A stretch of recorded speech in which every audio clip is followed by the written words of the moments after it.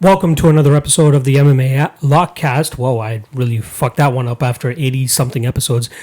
Welcome to another episode of the MMA Lock-Cast. I'm your host, Manpreet, a.k.a. MMA Lock of the Night, and your boy on Twitter at MMA LOTN. This week we're going over UFC Vegas 4, which is headlined by Dustin Poirier and Dan Hooker, which should be a great lightweight fight, which has a lot of implications, at least for Dan Hooker, if he ends up pulling off the victory here.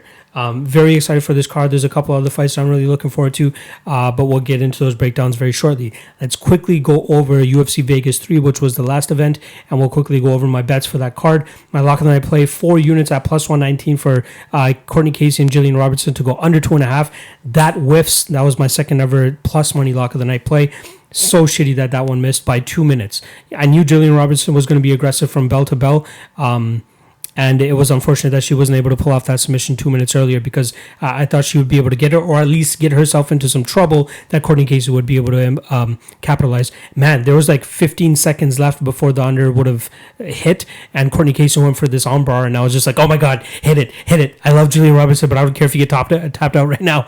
But Casey obviously was not able to pull it off, and then Julian Robertson gets that rear naked choke with about like 30 seconds left in the round, or in the fight, I should say.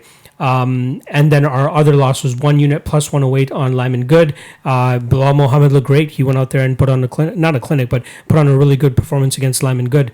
And then we go to our 2 dog of the night plays that actually hit, which allowed us to take a little bit of less of a loss for this event. The first one, 1.5 units on the under 2.5 on Jim Miller versus Roosevelt Roberts.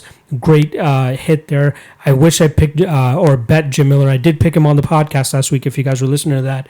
Unfortunate way for Roosevelt Roberts to get a loss here, but Jim Miller's still a fucking savage. If this fight ever finds itself in the jiu-jitsu realm, he's always a problem, so you guys need to give him a little bit more respect, even though he's on the tail end of his career. So that's plus 1.5 units there. And then my biggest underdog play for the card, plus 191 on Tisha Torres, 1 unit, and I profited obviously plus 1.91 units. Happy to hit that there, man. Now, I think that a lot of people are overlooking Tisha in this fight. Brianna looks like a very young, up-and-coming prospect. She looks very, very promising, but Tisha Torres is just a strong little girl, or woman, I should say, and I knew it wasn't going to be that easy for Brianna to get her down. I said it on the last podcast, and especially in the breakdown, when you have 2 women that are as short as they are, Brianna is always the shorter one in her fights, so she's able to get her hips a little bit lower and able to really drive through with her takedowns and secure those takedowns. But when you have 2 fighters that are pretty much the same size, and you have somebody as strong as Tisha Torres, it was going to be way harder for Brianna to get her down, and that proved correctly. And then obviously Tisha has a better hand speed, power, and strikes, so she was able to showcase that. All in all, minus 1.59 units on the event. The skid continues. The lock of the night play was so fucking close to hitting, but I think I got a really good play coming up for this event this weekend. So lucky for that. As I always say before I start the breakdowns, if you guys want to get these breakdowns earlier than the podcast actually comes out, the Patreon, I always post as soon as I finish recording my breakdown, I post it straight to the Patreon, so my Patreon subscribers are able to get it first. Sometimes it's a week in advance, sometimes it's 2 weeks in advance. Though we got the UFC 251 event, which is the next event coming up July 11th, which is still 2 weeks away. So I will be dropping each breakdown over the next couple of days, so my Patreon members will be able to get that nights and early. So if you guys are interested in getting that and a bunch of other perks, which are going to be in the description below of this YouTube video or this podcast, wherever you guys are listening to it, make sure you guys check that stuff out. But again, it's only $5 a month. Super cheap, helps your boy out. Obviously, I'm not doing it. I have a 9 to 5 as well, so it takes a lot of time out of my day to dedicate to doing all 12 fights for every single card. But I try to do it because I love to do it, and obviously to have a little bit of financial compensation behind that as well makes it a little bit more easier to do, and hopefully it's something that I can eventually do a little bit more full time in the coming future. So again, check out the Patreon, and that's about it. Let's get into the freaking breakdowns. Jinh Frey versus K Hansen. We got minus 165 on K, plus 145 for Jin, and this is a little bit surprising that the odds are the way that they are. So let's start off with the current, I guess now former atomweight champion of Invicta, Jinh Frey. Her most 2 recent losses were to Seo Hee Ham over in Road FC, and then a rematch to Ayaka Hamasaki, which was a fight that she had lost earlier in her career in Invicta due to a stoppage cut, but she lost via decision over in Risen to Ayaka Hamasaki. That was a fight where she was doing very well on the feet for that first round, or 2 rounds, I should say. And then in the last round, Hamasaki was able to get her down and really just rode out to opposition for the majority of that. And then just based on pride or risen rules, Hamasaki was able to pull off the victory via decision there because most of her damage and her control and her winning the fight happened in the latter half of the round, or the latter half of the fight, which accounts for more over in Risen. And then she came back and she defended her Invicta title against Ashley Cummins, which was actually a rematch in a fight that was very closely contested back in the day. This is weird because in, 13 fights that Jinh Frey has had in her career, she's had a rematch with 3 different opponents. So she's fought six of those 13 times. Almost half of her fights were against the same people, which is crazy. But Ashley Cummins had a really similar style to Kay Hansen, which was trying to go for the takedown and try to ride up on top of Jinh Frey. She wasn't able to complete that. It was a very close fight too. I do remember having money on Ashley Cummins because she was way too big of an underdog for my liking, and I thought I got decent value from her in that fight. However, she did come out on the losing end.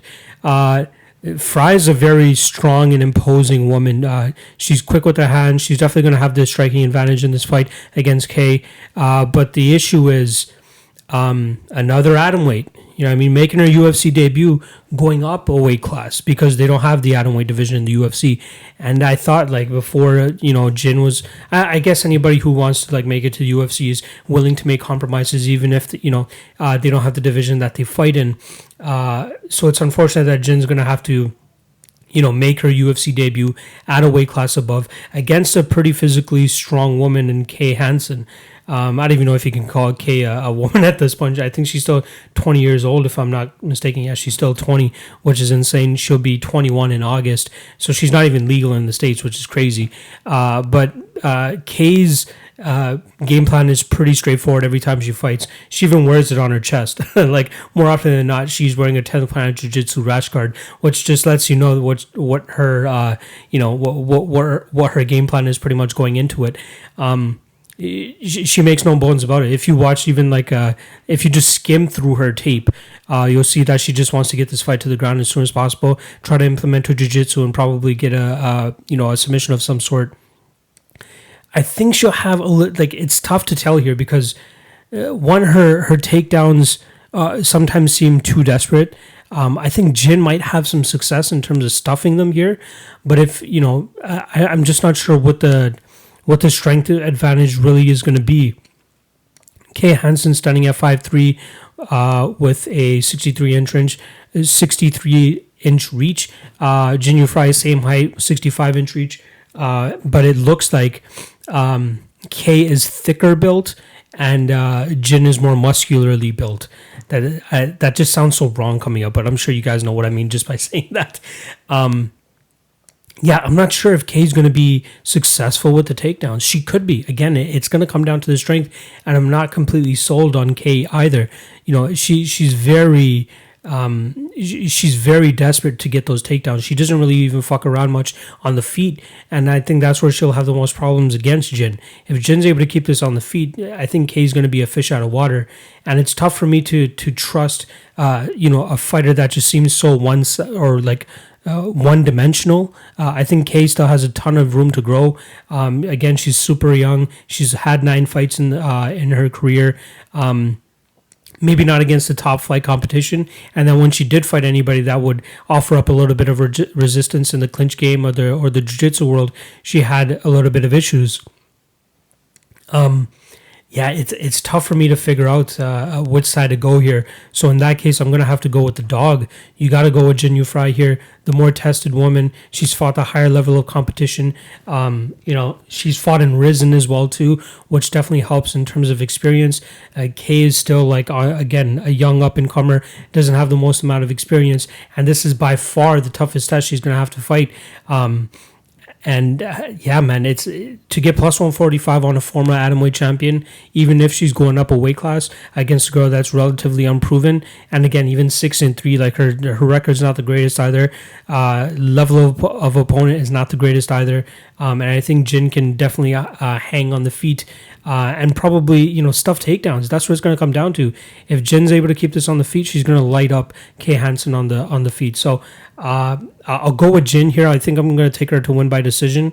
I can't justify betting Kay Hansen here until she, she's shown decent takedowns. But I think a girl of Jin's level and what she's seen should be able to stuff any type of takedown that Kay does manage to attempt. And even if she does land one, I think Jin won't be a complete fish out of water and should be okay in terms of getting back up and defending. So I'll go with Jin here to win by decision. Decent dog play if you guys want to take the shot at plus 145. But man, I just wouldn't trust Kay at this point in time. And even though her tape looks really good with her always able to get most of her opponents down and kind of ride from on top and do what she does, Jin's a different beast. I'm sold on her. She is 35, so she's up there in age, but I think that she has garnered enough experience and she should be able to pull off the victory here. But again, I feel bad that they don't have an atomweight division in the UFC because she would very much benefit from that. So I'll go with Jin here to win this fight by decision. Jordan Griffin versus Youssef Zalal. We got minus 105 for Jordan Griffin, minus 115 on Zalal. Kind of surprised that the fight is at a pick'em. But again, I don't feel strongly for either guy. So let's start off with Youssef Zalal. He's coming off a decision victory over Austin Lingo in his UFC debut at UFC 247, which happened this past February. And that was a fight that I actually had the under 2.5 as I believe it was my main play. I was very impressed with both guys in terms of their finishing abilities, and I thought that one of them would be able to pull it off. Zalal with the rangier, more footwork-centric game plan. Austin Lingo was trying to mainly just close the distance and land the bombs. However, he wasn't able to find the chin of Zalal, and Zalal was able to especially in that third round, secure a takedown and then ride out the top position to get the victory there. But mainly, he's an action fighter. He, again, very good footwork, likes to throw spinning stuff and flying stuff, and he's a very fun fighter to watch. Impressed with his cardio too, especially training over there in Denver at Factory X Muay Thai with Mark Montoya and those guys. Team Elevation, I believe he's put in a couple of rounds over there with those guys. But I like what I see, especially in that fight against Austin Lingo. We saw that he's able to not just be that crazy wild fighter, but was able to actually stick to a bit of a game plan and make sure he pulled out the victory there. This fight against Jordan Griffin, though, I think it's going to be a little bit more wild. I think Griffin has a little bit more of that wild ingredient than Austin Lingo did. Lingo was just plodding forward, just looking for that finishing blow, whereas Jordan Griffin is a little bit more wild himself as well, too. What I'm most excited to see about in this fight is actually the grappling exchanges, the scrambles. I know whenever there's a Jordan Griffin fight, there are crazy scrambles that are more than likely coming into it, especially against a guy like Youssef Zalal.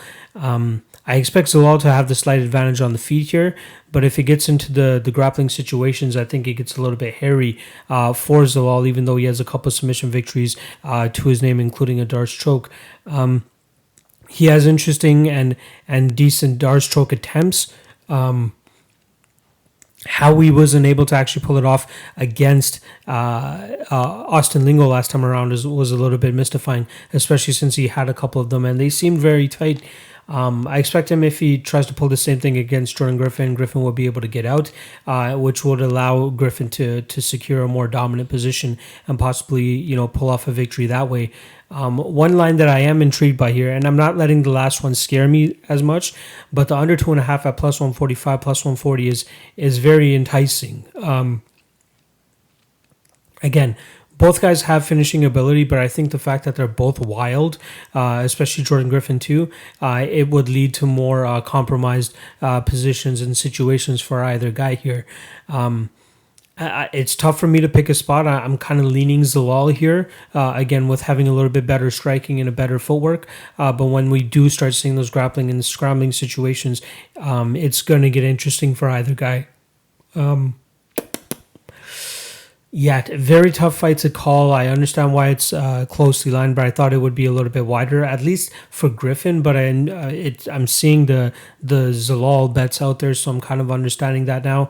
But I'm not confident enough to take Jordan Griffin, even if he ends up being a little bit more of a underdog as the fight gets closer and closer. There might be a little bit of potential talk here with Zalal. A lot of people buying into. He has a little bit of antics. He's a little bit of a showman, so some people might be buying into that. But you gotta know that if a guy comes with a grapple heavy style, it could definitely stifle Zalal. So I'm interested to see if Jordan Griffin is gonna, I think he will try to base his game plan around that type of approach, where he's going to try to close the distance and initiate the grappling and possibly pull off a submission victory. But I do like this fight to go under 2.5. The plus 140 is very intriguing. It might be a dog play for me. I'll have to look into it a little bit more, but I do like Zalal to possibly win this. I'll say by, having a success on the feet, landing good shots against Jordan Griffin, possibly hurting him, getting a club and sub. Shout out to the Club and Sub podcast. But yeah, I think that's kind of how it's going to come about. He's going to make Jordan Griffin whiff on a couple shots, landed some good strikes, hurt Jordan Griffin, and then try to, either lock up of a darts choke or rear naked choke, whatever it is. But I'm definitely expecting a finish in this fight. So I'm going to go with Youssef Zalal to win this fight by second round submission. But tough fight. Should be a fun fight and possibly sleeper fight of the night potential here too. So make sure you guys look out for it. It's going to be one of the earlier fights on the card if I'm not mistaken. I'm not sure if the belt order is confirmed yet, but don't miss this. Even if it's earlier in the card, one of the first 2 fights or so, do not miss it. Should be a fun, action-packed fight, but I'm going to be going with Youssef Zalal to win this fight by second round submission. Takashi Sato versus Ramiz Brahimaj. We got minus 135 on Takashi Sato, plus 115 on Brahimaj. Let's start off with the UFC newcomer Brahimaj, who's making his UFC debut. That's probably redundant as fuck for me to say that, but regardless, he's a Fortis MMA product trading over there with Saif Saud.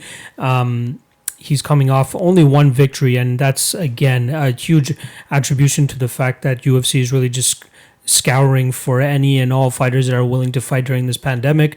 They're trying to fill out their cards as much as possible. They have a quota to meet in terms of events, so they're stretching out their arms here to get my man Ramiz Brahimaj into the UFC just to fill out the card, in my opinion. Fun fighter, always brings fireworks. One of the more entertaining fighters to actually watch. He loves his chokes. The main thing that he's trying to look for is always a submission or a choke. He has heavy hands as well too, but I feel like submission game is probably more so up his alley.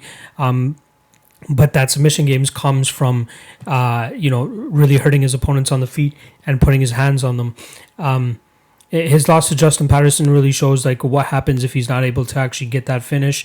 And we see him start to, or his gas tank start to diminish a lot closer to that midway point of the second round. If he's not able to get his opponents out of there by then, he really faces a lot of trouble and a lot of adversity. And I think that Takashi Sato is kind of durable. The play that I like here the most is probably the under 2.5. It's roughly around minus 135. Takashi Sato has a lot of power in his hands as well too, so I think that allows the under to be a little bit live, especially when Ramiz starts to suck wind a little bit more.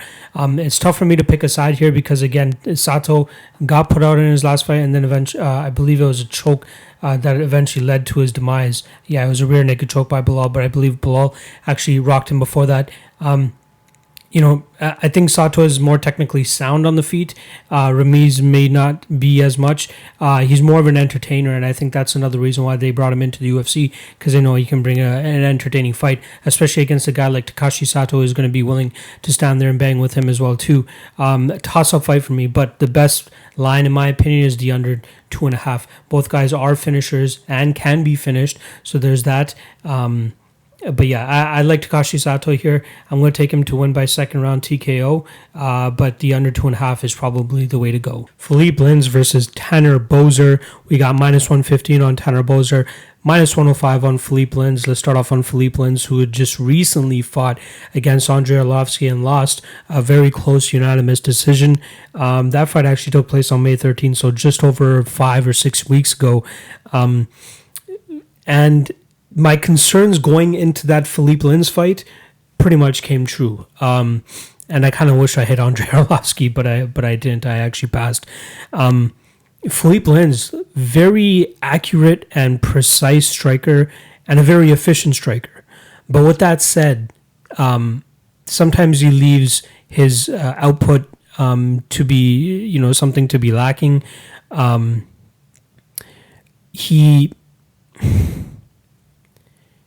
He seems a little bit too calculated on the feet, and that kind of allows the pace and the activity to really pass him by. And I think in a fight against Tanner Boser here, that's probably not the thing that you want to do. Boser moves very well for a heavyweight, especially with his physique. And I think that could cause Philipe Lins problems. Tanner Boser has great leg kicks. He stopped a couple fights via leg kicks. Philipe Lins does leave his front leg really out there to be kicked, but he does do a pretty good job in terms of countering his opponents. Tanner Boser has a great chin, though. He was able to go a full 3 rounds against Cyril Gane last time around, who's pretty much touted as like the next big heavyweight thing. He's gone to numerous decisions over his career, especially during his time over at M1 Challenge, where he fought probably some of the best Russian heavyweights that were there. I think with all the experience that he's accrued, and again, just his style in general, is a pretty good style to have against a guy like Philipe Lins. Again, cardio, movement, and output, and especially those leg kicks, I think they're going to come in very handy here for Tanner Boser. And I like Philipe Lins' style, but I think it has to be more so. It needs to be more so based around knocking his opponent out, because it's hard for him to really win decisions when it comes down to just picking his shots every now and then and not really throwing, because that's not a really judge-friendly style to have. And I don't think he's going to land clean enough on Tanner Boser to actually put him out. He'd have to drop him pretty much once a round to for sure secure a judge's decision, because I think Tanner will definitely be the more active fighter here. It's a little bit surprising to me, and I kind of get it that it's minus 115 for Tanner Boser, so he's the very minimal slight favorite here. But it does surprise me the love that Philipe Lins gets just based on his fighting style. So it's hard for me to ever trust somebody like Philipe Lins with my money. And again, the Andrei Arlovski fight was a perfect example as to why it's tough to trust Lins with your money. But I like Tanner Boser here. I don't mind him at the price that he's at. I think he's actually worth a good bet here. I'm not sure if I'll for sure bet him myself, but I think again he's worth a shot here, just due to the cardio and output and activity that he's going to be able to bring. And again, those leg kicks are going to be a big thing for him here to really stifle the counterattack of Philipe Lins. He's going to have to worry, obviously, the first couple leg kicks that he throws out there for what's coming back at him. But outside of that, I think a couple, if he stays on it enough in that first round, the next two rounds are going to be a little bit easier for him to really implement his game, get his hands going, and makes it a little bit of an easier fight for him. I don't get the big whoop on Philipe Lins. I truly don't. Yeah, he did win the PFL tournament, but when you're beating guys like Cow Olinkar, I believe that was one of his teammates or something like that. Guillotine choked him in less than a minute. Fucking bad. Alex Nicholson, not the greatest. Jared Roshold, pretty much if he can't get you down, he's in pretty much a lot of trouble. Josh Copeland, looked like dog shit pretty much that whole fight, and it took Philipe Lins 4 rounds to actually get him out of there. And then obviously lose a decision to Andrei Arlovski, who just was, putting out more punches and activities for the judge to see, and that's exactly what I believe Tanner Boser is going to be able to do. So I like Tanner Boser here. I think he's going to win by a decision. The over 2.5 is, I think, minus 220. So in my opinion, I would rather take the Tanner Boser bite than actually bet on Philipe Lens or even the over 2.5 here. So I'm going to take Tanner Boser to win by decision, just strictly based off of output and a game plan based around leg kicks. Luis Pena versus Khama Worthy. We got minus 270 on Luis Pena, plus 230 on Khama Worthy. Let's start off with Khama Worthy. He made an explosive UFC debut when he came in and finished his former training partner and good friend Villante Smith. That's a fight he took on about 4 or 5 days' notice. They seem to kind of be playing patty cake a little bit for that first 4-ish minutes or so, and then we see we hear the crowd boo a little bit, and I think it entices a little bit of energy into both guys. They both go into a bit of a firefight real quick, and Khama Worthy lands a beautifully timed left hook to drop Villante Smith on his butt, and then follow up with a couple punches. Looking back at the rest of Khama Worthy's fights, not super impressed. I'll be honest. 2 fights ago, he fought a guy named Joey Munoz. Super short, a little bit on the chubby side. Probably should have been fighting a weight class or 2 below that, to be honest. And Khama Worthy goes out there and just wins a decision victory against him. I don't know if he was just playing it safe or what he was doing, but there weren't many moments in there where he was actually getting the better of Joey Munoz. Joey Munoz actually landed a couple takedowns on him as well too, which is very concerning going into this fight against Luis Pena, who's a great wrestler himself. And then Adam Ward as well, another guy who he was hurting a little bit on the feet, had him hurt a couple of times, especially in that second round, and then even gave up takedowns in that state as well too. I think Khama Worthy, this line probably should have been a little bit wider. And I think that the knockout win of Villante Smith is putting a little bit of a bit of a bias on the betting line, in my opinion. I think people are thinking that Khama is just going to go out there and knock out Luis Pena because Pena, he does have a little bit of striking defense issues because he's still relatively green in that way. However, I just don't think that Khama Worthy is going to be able to really overcome that size difference to land that big of a shot to cause Luis Pena problems. And with that said, I don't even think that Luis Pena is going to allow him to really get those shots off because, one, he's either going to be too far out using his kicks and managing the distance quite well, or he might go the Steve Garcia Jr. approach, which is his last fight, where he just completely grapple fucks his opponent. And I think if he chooses to go the grapple fucking way, he should be able to get the victory here via submission or even via TKO. I don't think Khama Worthy has much off of his back. His fight against Adrian Villante, a friend of mine I'd like to call. Villante is a decent jiu-jitsu guy. I'd say jiu-jitsu is his strength.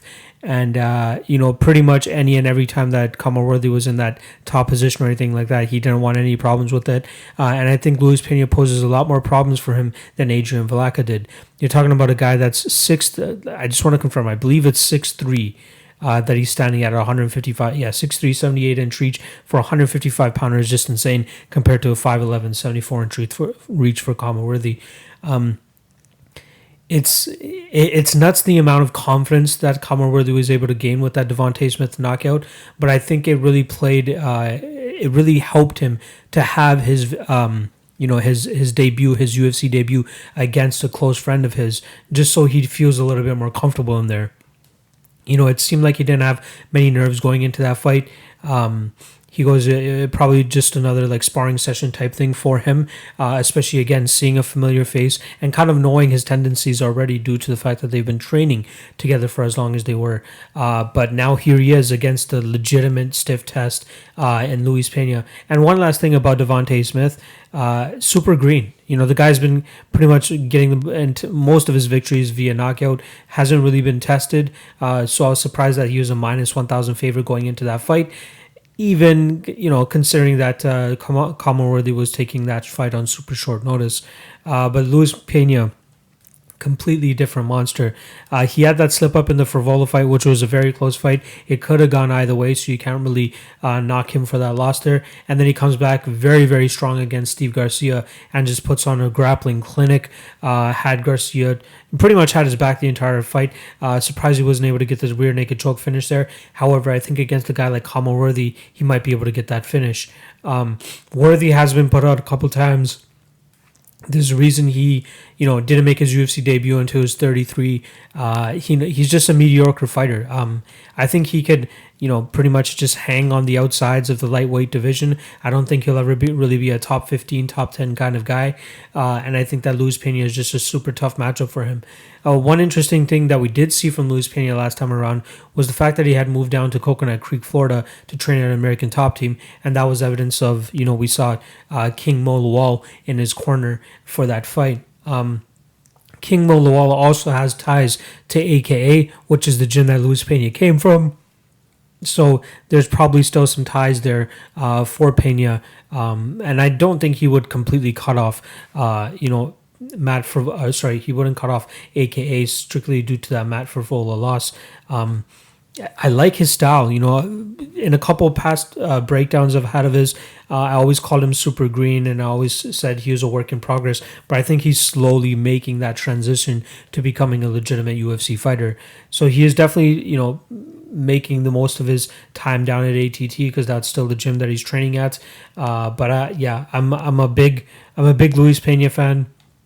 And I think this fight is kind of tailor-made for him to get a victory. Outside of a one-punch knockout from Khama Worthy, I think Luis Pena will absolutely ragdolls Worthy here and gets the finish, probably via submission, maybe even TKO. But I think it's going to have to come from his wrestling pedigree, his grinding, grappling style, and then he's just going to overpower Devontae Smith on the ground.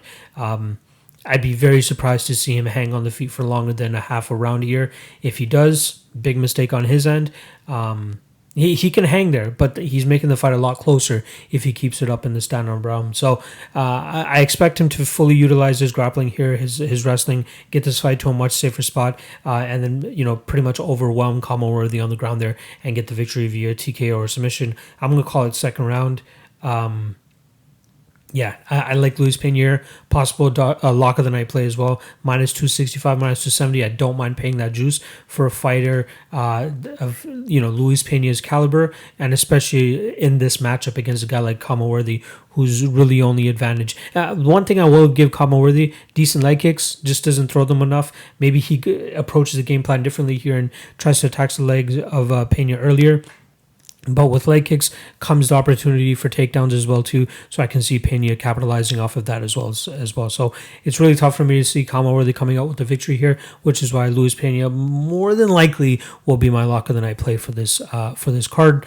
So I'm taking Luis Pena second round, TKO or sub. Sean Woodson versus Julian Erosa. Julian Erosa stepping in on super short notice, and the odds actually just dropped for this fight, so I'm glad that the timing worked out perfectly in terms of me dusting up on Julian Erosa to do this breakdown for you guys. But we got minus 510 for Sean Woodson and plus 340 for Julian Erosa.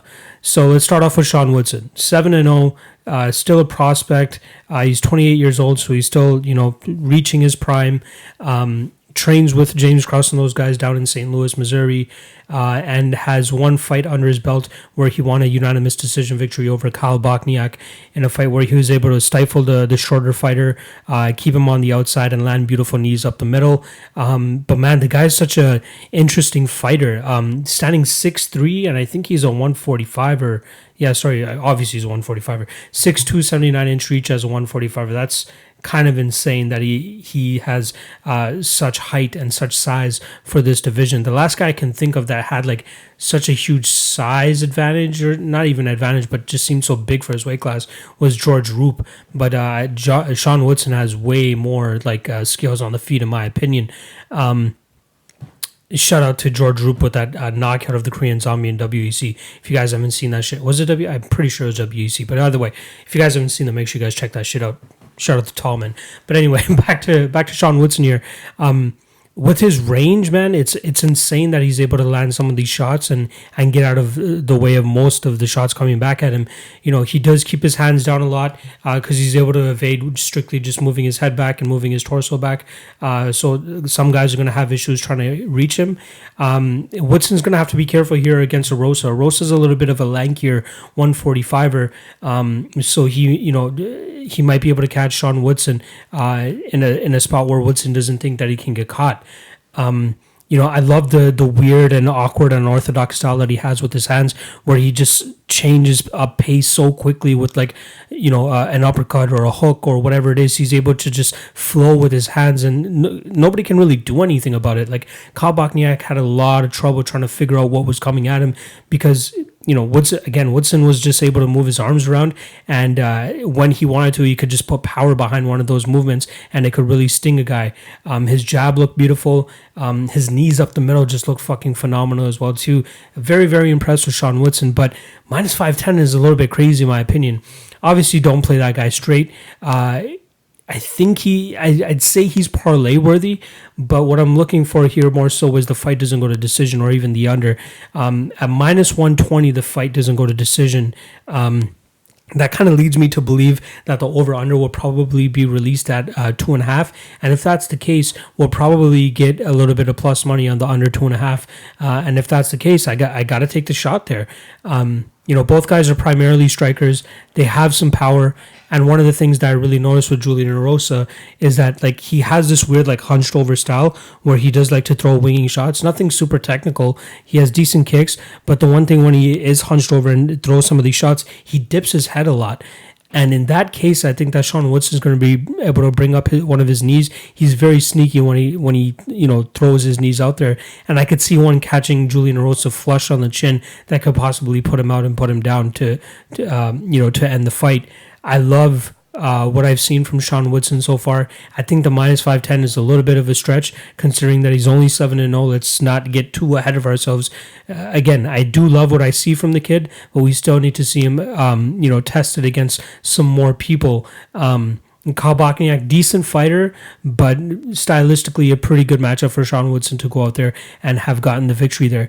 The one issue that we were trying to figure out that was whether Sean Woodson would be able to translate what he's shown on the regional scene as well as the Contender Series into the UFC against a guy like Kyle Bochniak that knew that he had to pretty much bum rush Sean Woodson, get within the range and try to land some big bombs.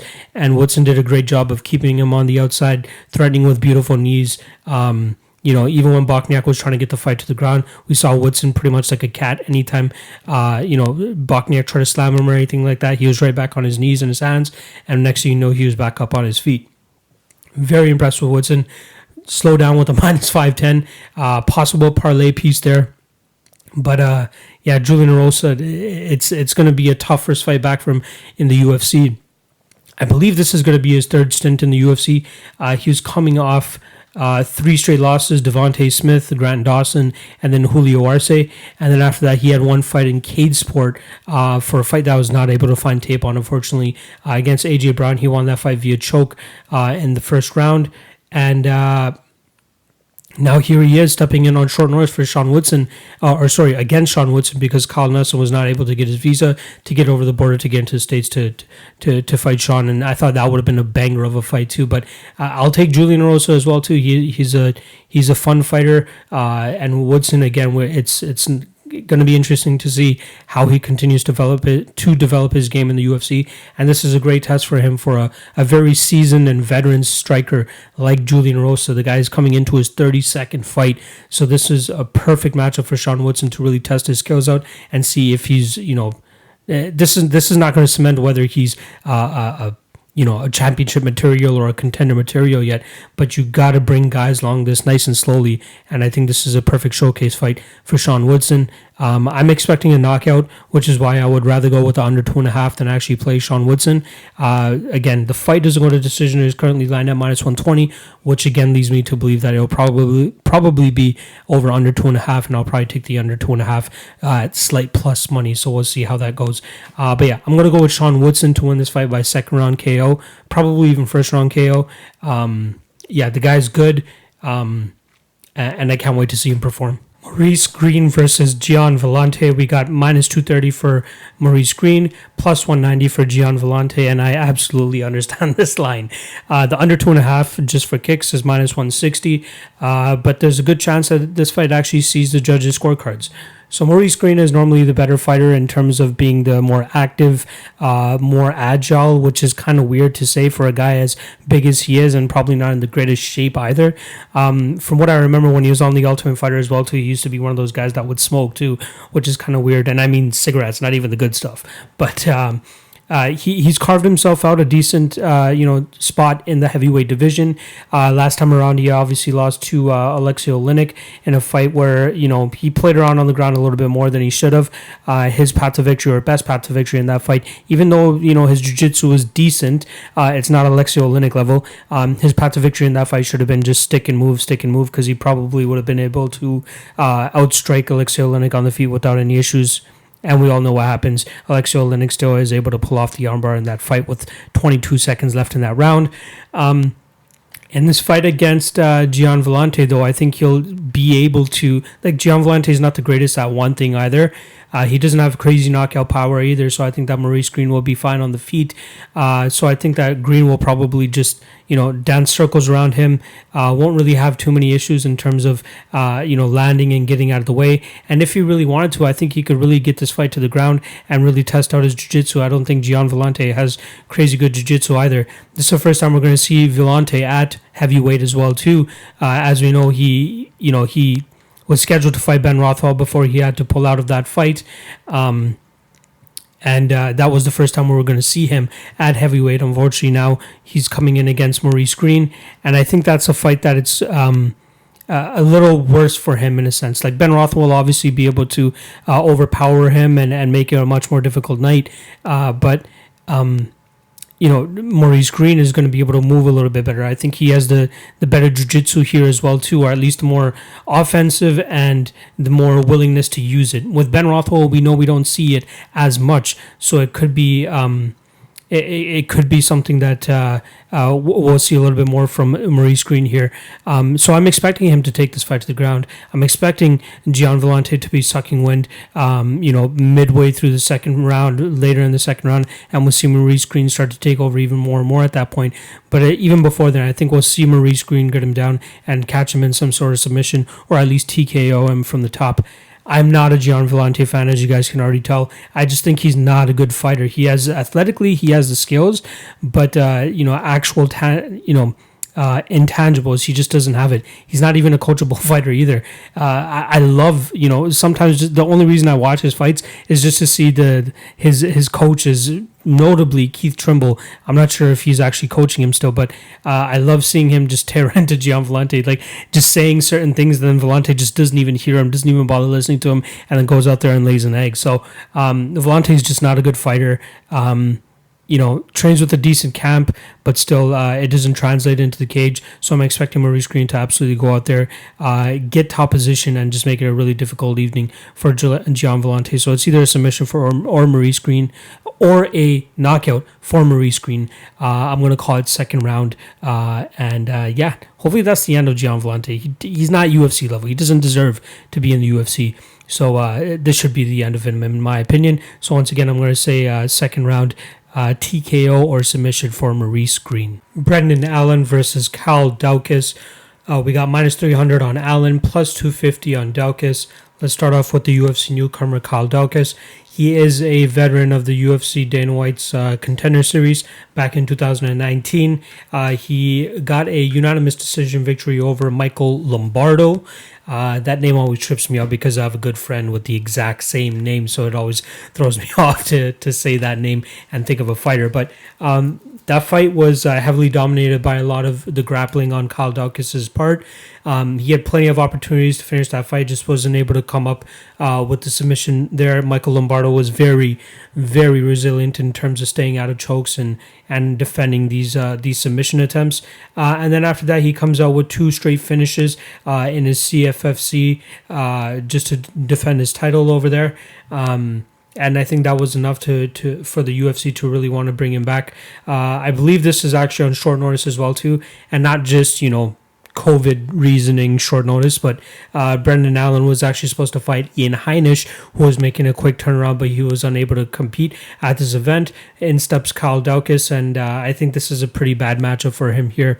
So he's mainly a jiu-jitsu player. He likes to implement his size and his strength against most of the guys that he goes up against because he's always the one with the slight size advantage. Unfortunately for him here, he's going to be going up with pretty much a carbon copy of himself, but slightly bigger and definitely more experienced and way more talented in my opinion. Daukaus 9-0, Brendan Allen coming into this fight 14-3, and he's coming off a big win over top prospect Tom Breeze, or I should say former top prospect Tom Breeze.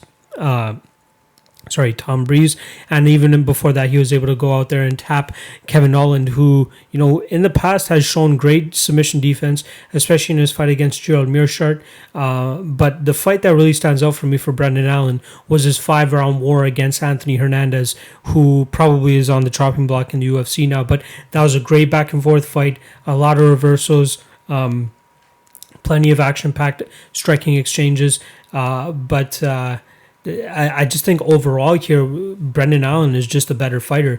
Again, kind of a carbon copy of Kyle Daukaus, but I'd say stronger, way better striking, and would be able to hang when it comes to the grappling department. It's hard for me to see a way that Kyle Daukaus actually wins this fight. I'm surprised that it's the line isn't a little bit wider on Brendan Allen here.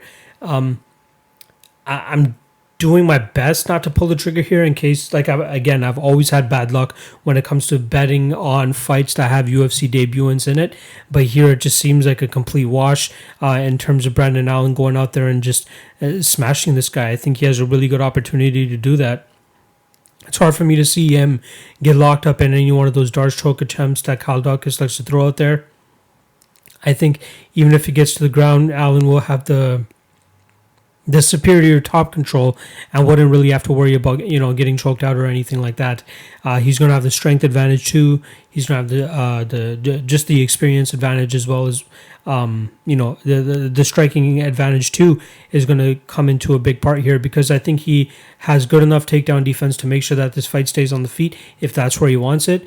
And then I believe he will be able to dish out enough damage on the feet to really wash out Kyle Daukaus. Allen's a great parlay piece in my opinion here.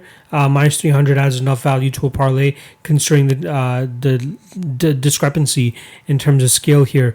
You know what? He might even be straight worthy as well too. The minus 300, I do like him at these odds considering the lack of experience that Kyle has. Allen just does a lot of things better than him too, and he mixes up the MMA game a lot better as well. So it's tough for me to see how Kyle is going to be able to pull off the victory here. He has a tough task to overcome, and Allen's probably not the best first UFC matchup for him as well. So I'm going to go with Brendan Allen here, and I can absolutely see him actually finishing this fight as well too. The under 1.5 is plus 110. The over might be the safer play here, in my opinion. So I still will lean with Brendan Allen here. I think he gets it done probably in the second or third round, but this should be a blowout for Brendan Allen outside of any Hail Mary submission that Kyle Daukaus is going to be able to throw up there, but I just don't see it happening. So I'm going to go with Brendan Allen to win by third round TKO.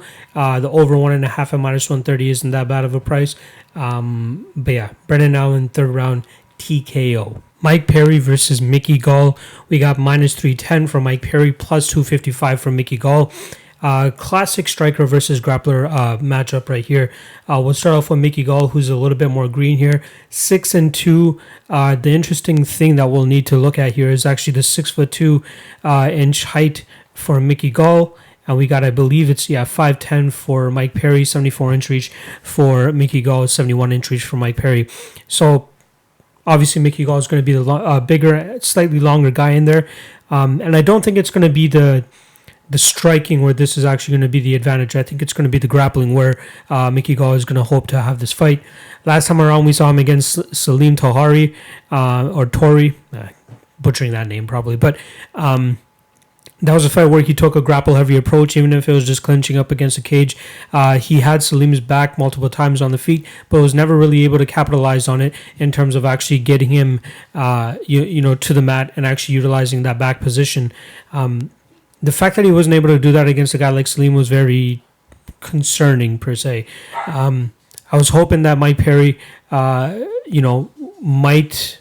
my concern with Mike Perry is here, he has a ton of shit going on in his personal life, and obviously it's interesting that he even took this fight to begin with, considering that it doesn't look like he has a legit training camp where he's at right now. So he used to be at Fusion XL, I believe it was called, in Orlando. And then after, I guess he separated from his girl, the Platinum Princess, he moved over to Lubbock, Texas.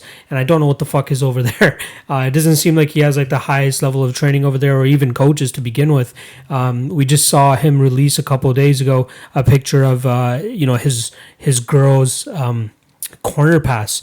So he was not talking shit when he's talking about his girl's going to be in his corner. If she's going to be his only corner person, that's even more skeptical. I wonder who's going to have to pick up off the street to actually, be that other cornerman. I'd be very, very surprised if he actually goes in there with just her as his cornerman. But that just raises a lot of questions. Do you want to put minus 310 on a guy that, one-dimensional striker, and obviously his advantage on the feet is much more massive than what Mickey Gall brings to the table here. He hasn't really been the guy knocking people out as of late. He's had a couple tough matchups. He had Jeff Neal, where he got knocked out last time at UFC 245. Vicente Luque, very tough fight there. Pretty much broke the will of Alex Oliveira, which is why he was able to get the victory there. Tapped to Donald Cerrone, beat Paul Felder, who had a broken arm, I believe, in that fight via split decision, and then lost to Max Griffin and Santiago Ponzinibbio. Luckily for Mike Perry, pretty much his entire run in the UFC has been against other strikers. So we haven't really seen him super tested when it comes to the grappling realm. Alan Jouban got him down two times. Other fighters haven't really threatened takedowns or threatened them actually, to the extent that I believe Mickey Gall will. We saw Daniel Roberts a couple times shoot, but that was more so in response to Mike Perry just throwing bombs at him. So Perry was obviously ready for any type of takedown attempt that was coming his way. It was very easy. Daniel Roberts was pretty much telegraphing it in the entire way. With Cowboy Cerrone, that was a weird one because it was Mike Perry that actually ended up going for the takedown and then found himself in an armbar. I'm not saying that Mickey Gall is like Donald Cerrone level when it comes to jiu-jitsu, but it is his strength. And, that's where we really haven't seen Mike Perry threatened like a lot. The little that we have seen from him on the ground, it's okay. It's not the craziest. He does just enough to defend himself. And I think a lot of it is kind of due to his strength as well, too. He's able to power out of most of these situations. With Mickey Gall, I think it's going to take a little bit more than that. We've seen, if you go through Mickey Gall's Instagram, you see him really working his strength and conditioning. He's trying to get thicker. He seems a little bit thicker too. Not thicker, but like at least stronger. So that could obviously lead to us to believe that, he knows that he's going to have to overcome a little bit of a strength thing here. But his size really helps him out. My only concern with laying the minus 310 on Mike Perry here, or even parlaying him, is if Mickey Gall somehow is the stronger guy here, has put on enough strength to be able to overpower Mike Perry here, and then he would just kind of clinch fuck him against the cage. Maybe he doesn't get Mike Perry down, but it's enough to just continuously ride him like he did Salim, land pitter-patter shots from the back. I'd like to see him a little bit more aggressive with like getting takedowns. One takedown that I'm kind of surprised that he wasn't able to pull off against Salim is when he did have his back. I'm not sure the technical term of it, but when he had his back, he was, he could have kind of like kicked out the front leg of Salim Tahari to kind of like get him off balance, and that probably would have helped him complete the takedown. But again, I'm not a wrestling coach or anything like that, so maybe there was something there that wasn't allowing him to do that. Regardless, it's tough for me to fully trust Mike Perry at minus 310. I lean the dog side here in terms of like if you're forcing yourself to bet on this. Otherwise, I just pass in total. I'm not 100% satisfied with what I saw with Mickey Gall in his last fight. Nothing super leads me to believe that he's actually going to be able to pull off that clinch game and tire Mike Perry out from the back. So all in all, I think this fight is just pretty much a pass for me. The only thing that would be intriguing, and I didn't actually get a chance to look at it, the over-under, it's at 1.5. See, that's a little bit sketchy. Plus 105 for the under 1.5. That's not what I'm really looking for. If you're looking for the violence bet here, instead, I'd say minus 265 for the fight doesn't go to decision is a little bit better of a price. Either we see a Mike Perry knockout or we actually see Mickey Gall drag him to the ground and possibly pull off a submission. But otherwise, I'm just staying away from this fight. It's very tough to call to whether Mike Perry will be able to stifle any of the clinch game that Mickey Gall tries to bring here. Whether his level of training or lack thereof is going to be an issue here. It's hard for me to trust a guy that we don't know his training situation. We don't know how he's handling it, who his training partners are. His fucking girlfriend's gonna be his corner person. I'm not fully on the Mike Perry train for this fight. Mickey Gall is a very beatable opponent for him. He just needs to show up and put the leather on him, and I think he could be successful with that. So betting wise, I would lean Mickey Gall, but in terms of actually picking a side here, if you're not giving me any odds, or if you could just give me minus 115 on each side, you have to go with Mike Perry. He will probably have the better of the stand up. He probably will stifle the clinch game that Mickey Gall tries to bring to this. I'll side with Mike Perry here, but it's a pass for me all in all, and it probably won't even be in any of my parlays either. All right, time for the main event. We got Dustin Poirier versus Dan Hooker here. We got minus 230 on Dustin Poirier and plus 190 on Dan Hooker. This is a very, very intriguing fight. Let's start off with the guy trying to make a name for himself in the UFC, Mr. Dan Hooker. He's 20-8. He's coming off 3 straight victories. James Vick, beautiful finish there. Ali Quinta, and then Paul Felder. And now here he is against Dustin Poirier. Going into this fight, man, even going into this breakdown, I still don't know which side to choose. I'm not 100% sold on either side, which is why I will more than likely just sit back and watch this fight as a fan and not really have many money staked on it.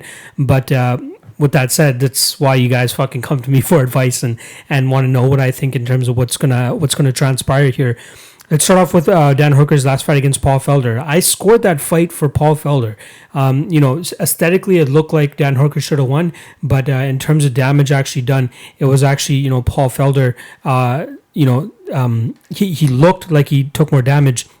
But in terms of actually scoring that fight, you got to go with Paul Felder. The difference between Paul Felder and Dustin Poirier here is that Paul Felder uses his kicks a little bit more, and I think that allowed him to open up the striking and allowed his hands to be a little bit more effective in that fight. Even though it is an L in the column for Paul Felder, I still feel like he won that fight, and he showed a lot of good things as to how you can beat Dan Hooker with a more diverse striking game. That's the issue with Dustin Poirier here. He's more of a kick-heavy fighter, and I think that if he doesn't try to implement his grappling into this fight, it's going to be a little bit tougher of a fight for him. Dan Hooker does have decent Brazilian jiu-jitsu as well too, but I think that Poirier has a slightly stronger jiu-jitsu grappling and clinch game as well too. He will physically be the stronger guy, but Dan Hooker has a little bit of a size, height, and reach advantage on him. Hooker doesn't do the greatest in terms of keeping fighters on the outside, but I think that also has to do with a lot, again, in the Paul Felder fight, this is something that we saw is Felder uses kicks to allow him to close the distance a little bit better. Dustin Poirier does cover distance quite well sometimes, but I think it's going to be difficult for him to reach Dan Hooker. Hooker's 6 foot, 75.5-inch reach. The closest I think that Dustin Poirier's fought, at least in recent memory, is his fight against Max Holloway, who's 5'11", just an inch or two smaller than Dan Hooker, but has a much smaller reach as well too. And Dustin Poirier did a good job in terms of really closing the distance and landing well at Max Holloway. I don't know what it was with Max in that fight, but it just seemed like he was off. Like he didn't seem to totally be there. He was getting hit a lot, which was really weird. And Dan Hooker, he does get hit a little bit too, but again, it's going to come down to Dustin Poirier really closing the distance, and he's going to have to implement either a kicking game or a wrestling heavy game as well too to be able to really get to Dan Hooker. Hooker kicks very well. He has beautiful knees up the middle. His jab is decent as well too. And the training camp that he's with as well is intriguing too. You know, working with those city kickboxing guys, Israel Adesanya, Eugene Berriman, and those guys, they usually come up with really, really good game plans to beat high-level fighters. I think they could have figured out Dustin Poirier's game here. You know, considering all this COVID stuff that's going on, Dan Hooker's making the trek out from New Zealand to Vegas for this fight. You know, that's got to be taken into consideration here too. But they're already a small training camp. You know, Dustin Poirier is used to rolling with the ATT guys. That's a huge training camp. And I'm not sure how many guys were actually able to go out there and help him prepare for this fight too. And he's coming off a pretty, I believe it was a hip injury if I'm not mistaken. But he had to take some time off after that Khabib loss, which was back in September, in a fight that he pretty much got dominated in. And it's not a fight that you can really take too much from to put into this Dan Hooker fight. Completely a different stylistic fight for him. Picking a side here, minus 220 in my opinion is a little bit too steep on Dustin Poirier. We don't know how he's going to look coming back from that surgery and coming back from that injury, and he's going up against a guy that's very young and hungry and ready for that top spot. And you know, seeing the success of Israel Adesanya, I'm sure Dan Hooker is more than motivated to get things going and really stamp his name in that lightweight division. I see more tools for Dan Hooker here. And that's tough for me to say because going into this fight, I was really thinking that I was going to side with Poirier and maybe even have a bet on him at that minus 220, minus 240 range that I had initially seen him at when I got into this fight. But Poirier has some ridiculous heart. Like the fight that he had against Justin Gaethje tore up his legs and he was still able to finish Gaethje in that fourth round. An insane fight that they had.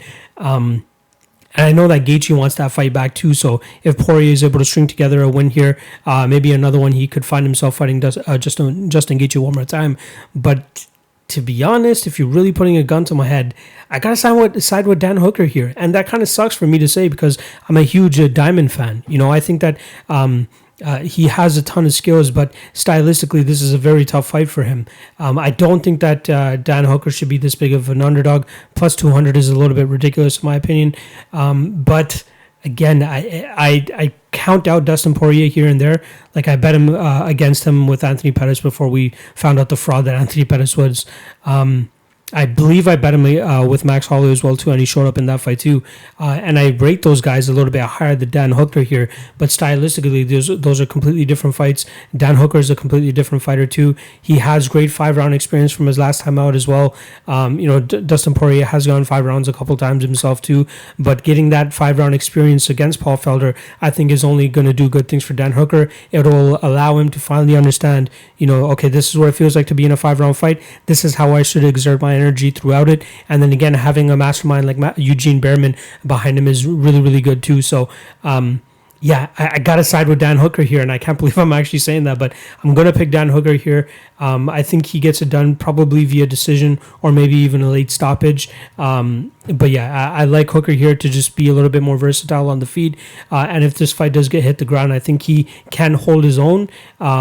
So yeah, it's going to come down to the kicking game as well for Dan Hooker. If he's able to implement that, he has beautiful calf kicks himself too. If he can get that going right off the bat, he can have Dustin Poirier in a lot of trouble early, and he could probably get him out there earlier too. So I'm not picking a side on the over-under because I don't know which way it's going to go, but I am leaning Dan Hooker here, and I will pick him to win this fight by decision. A part of me hopes I'm wrong though, but I'm gonna go with Dan Hooker. All right, that's UFC Vegas 4. This is the last event of, I believe it was 5 straight events that the UFC had since they came back from that hiatus that they had.